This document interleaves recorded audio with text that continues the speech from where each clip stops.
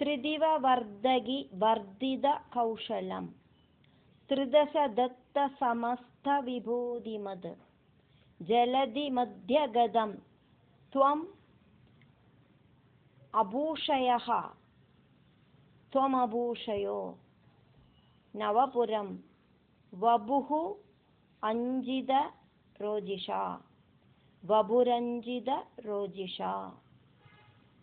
त्रिदिववर्धगि वर्धितकौशलं त्रिदशदत्तसमस्तविभूतिमद् जलधिमध्यगतं त्वमभूषयो नवपुरं वपुरञ्जितरोजिषा ददुषि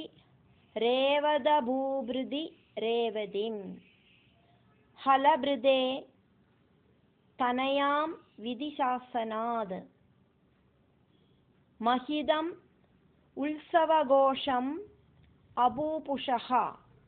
महिदमुत्सवघोषमपूपुष समुदितैः मुदितैः सह यादवैः समुदितैर्मुदितैः सह यादवै ददुषि रेवदभूभृदि रेवते हलभृदे तनयां विधिशासनाद् महिदमुत्सवघोषमपूपुष समुदितैर्मुदितैः सह यादवै अद विदर्भसुधां गलु रुक्मिणीं प्रणयिनीं त्वयि देव सहोदरः स्वयम् अदिल्सदा चेदि महीभुजे स्वतमसा तम् असाधुम् उपाश्रयन् तमसाधुमुपाश्रयन् अद विदर्भसुधां गलु रुक्मिणीं प्रणयिनीं त्वयि देव सहोदरा स्वयमदिल्सदा चेदि महीभुजे स्वतमसा तमसाधुमुपाश्रयन् चिरधृतप्रणया त्वयि बालिका सपदि काङ्क्षित भङ्गसमाकुला तव निवेदयितुं द्विजमादिशद स्वकथनं कथनङ्गविनिर्मितम् चिरधृतप्रणया त्वयि बालिका सपदि काङ्क्षित भङ्गसमाकुला तव निवेदयितुं द्विजमादिशत् स्वकथनं कथनङ्गविनिर्मितम् द्विजसुतः अपि द्विजसुतोऽपि च तूर्णमुपाययौ तव पुरं हि दुरासदं मुदम् अवाप च सादरपूजितः मुदमवाप च सादरपूजिता सह भवदापहृदा स्वयं द्विजसुतोऽपि च तूर्णमुपाययौ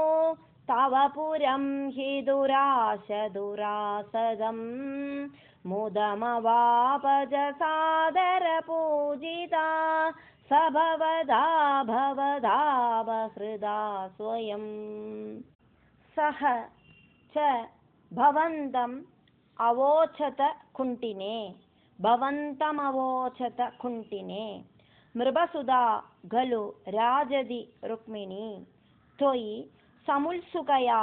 निज धीरतारहितया हि तया प्रहितः अस्मि अहम् प्रहितोऽस्म्यहम् स च भवन्तमवोचत कुण्डिने मृगसुधा गलु राजदि रुक्मिणी त्वयि समुत्सुकया निज धीरतारहितया हि तया प्रहितोऽस्म्यहम् तव हृदास्मि पुरैव गुणैरहं तव हृदास्मि पुरैव गुणैरहं हरदि मां किल चेदि नृभः अधुना चेदि नृभोऽधुना अयि कृपालय पालय मामिति प्रजगदे जगद् जगदेकपदे तया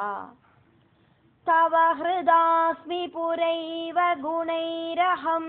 हरदि मां किल चेदि नृभोऽधुना अयि कृपालय पालय मामिति प्रजगदे जगदेकपदे तया अशरणां यदि मां त्वम् त्वमुपेक्षसे सबदि जीविदमेव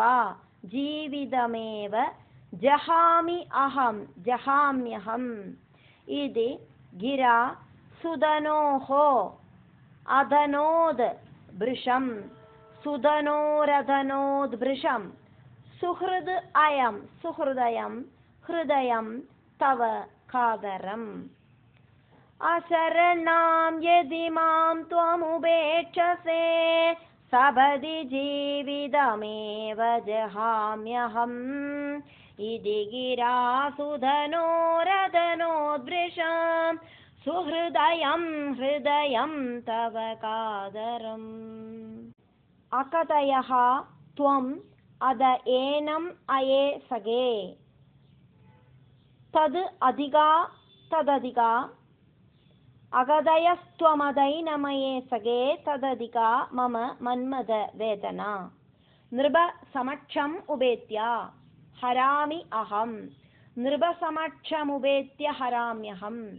तद् अयि मां दयिताम् असितेक्षणां तदयितां दयितामसितेक्षणाम् अकदयस्त्वमदैनमये सखे तदधिका मम मन्मथवेदना नृपसमक्षमुपेत्य हराम्यहं तदयितां दयितामसितेक्षणाम् प्रमुदितेन च तेन समं तदा रथगदो लघु कुण्डिनमेयिवान् गुरुमरुत्पुरनायका मे भवान् विदनुदां तनुदां निगिलापदां प्रमुदितेन च तेन समं तदा रथगदो लघुकुण्डिनमेयिवान् गुरुमरुत्पुरनायक मे भवान् विदनुतां तनुतां निगिलापदाम्।